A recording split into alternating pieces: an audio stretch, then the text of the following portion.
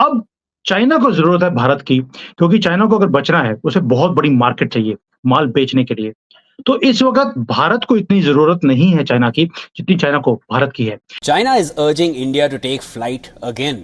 After a 4-year hiatus caused by a deadly border clash, China is pushing for the resumption of direct passenger flights. India के अंदर Indians कहते हैं कि हमने आपके साथ डायरेक्ट फ्लाइटें नहीं चलानी, टफ टाइम दे रहे हैं। नहीं, उधर ही गधे रुक पे जाओ। गधे गधे सबसे ज़्यादा एक्सपोर्ट आप ही करते हो।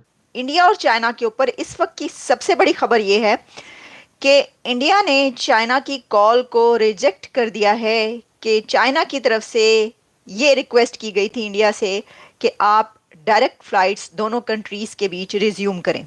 चीमा साहब, लेकिन वो इंडिया वाले टफ टाइम थोड़ी दे रहे हैं। वहां से कार्गो फ्लाइटें तो चल रही हैं और ट्रेड अपनी जगह पे खड़ा है, क्योंकि भारत जो है वो कभी अपने कपड़ों को आग नहीं लगाने देता किसी को। आप तो खुद कपड़ों को आग लगा के बैठ जाते हैं ना। आपने भारत के साथ ट्रेड बंद कर दिया है और आप बिल्कुल एक ऐसी जगह पे खड़े हैं जो कि मेरा कोई डजंट मैटर, इंडिया को तो कोई फर्क नहीं पड़ता, आपके कपड़े जल रहे हैं। तो इंडिया ने चाइना को ना कर दी है, नो बोला है। इंडिया ने चाइना को यह कहा है कि इंडिया और चाइना के बीच फ्लाइट्स रिज्यूम उस वक्त तक नहीं हो सकती जब तक बॉर्डर डिस्प्यूट रिजॉल्व नहीं होता।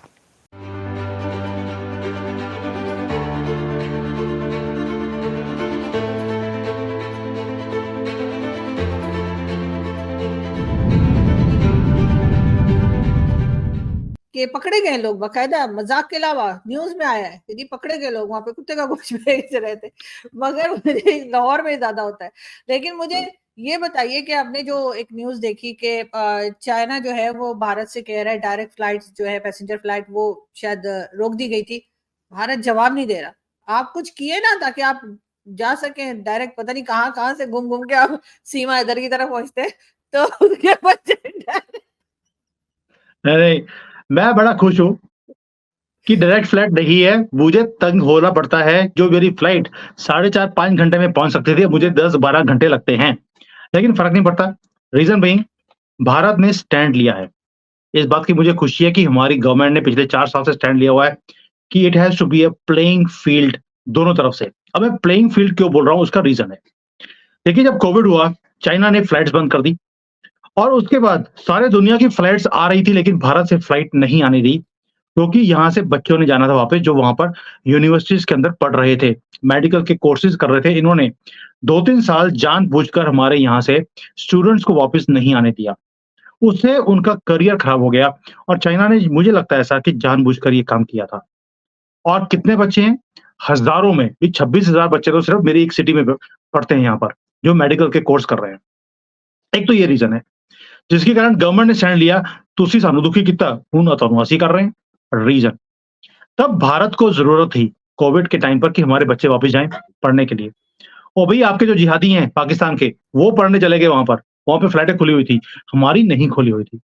अब चाइना को जरूरत है भारत की, क्योंकि चाइना को अगर बचना है, उसे बहुत बड़ी मार्केट चाहिए माल बेचने के लिए।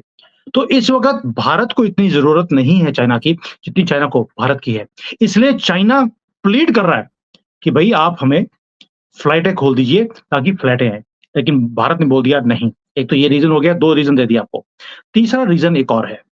तीसरा रीजन ये है कि जो भारत की फ्लाइट जाती हैं चाइना में, वो 100-150 फ्लाइट्स हैं, लेकिन चाइना की 300-350 फ्लाइट आती है, यानी कि दुगने से ज्यादा उन्होंने अलॉट किया हुआ है एयर रूट्स को।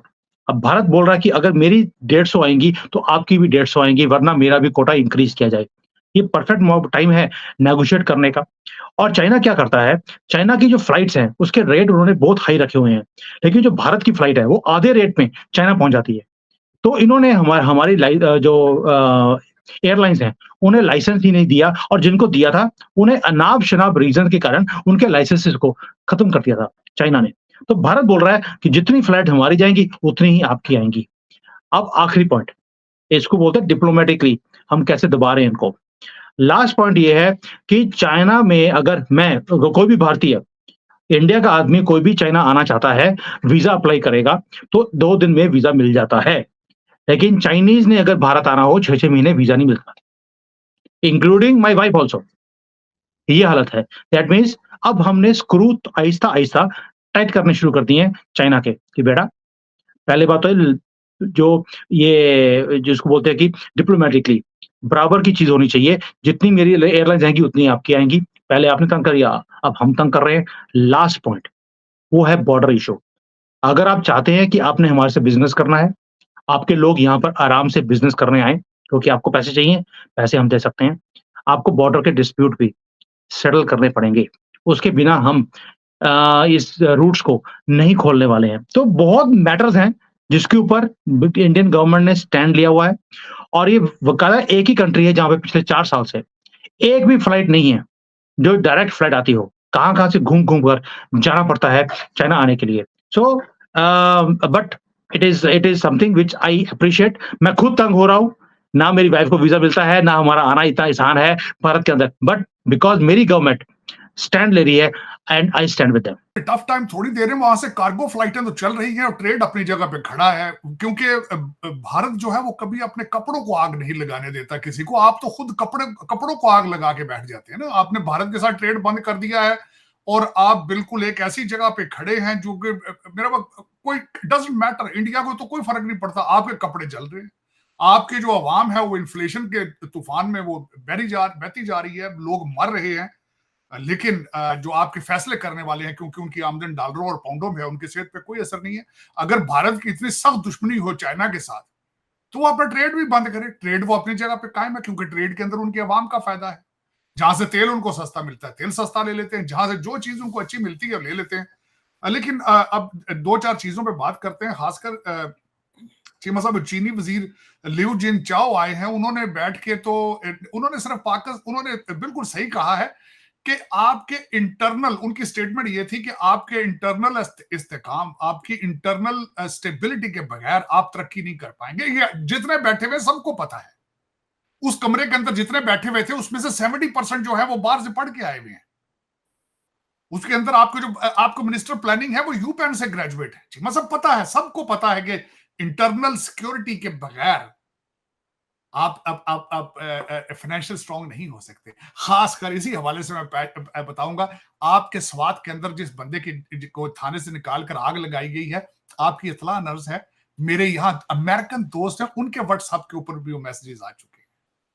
जलती बॉडी, वो चल रहा था, जलती बॉडी जलती थी। इन सर्कमस्टांसेस में कोई जाएगा वहां पे जहां आप जिंदा इंसानों को, इसी तरह आपने श्रीलंका के मैनेजर को सियालकोट के अंदर जलाया था, बिल्कुल, फिर सेल्फियां खींची थी यहां पे। अब मैं उस वाकया का, खासकर आपके देखने वालों को, शायद हमारे देखने वालों को ना उसकी तफसील पता हो, मैं थोड़ा सा बताना चाहूंगा। सबसे पहले तो इस्लाम इन चीजों की इजाजत नहीं देता जी। मैं हमेशा ये बड़े वसूख के साथ कहता हूं, अगर आपका मजहब आपको वायलेंस सिखा रहा है, you need a new religion. आपको किसी नए मजहब की जरूरत है। मजहब नहीं सिखाता, इंसान अपनी मर्जी के मुताबिक उसको चेंज करते हैं।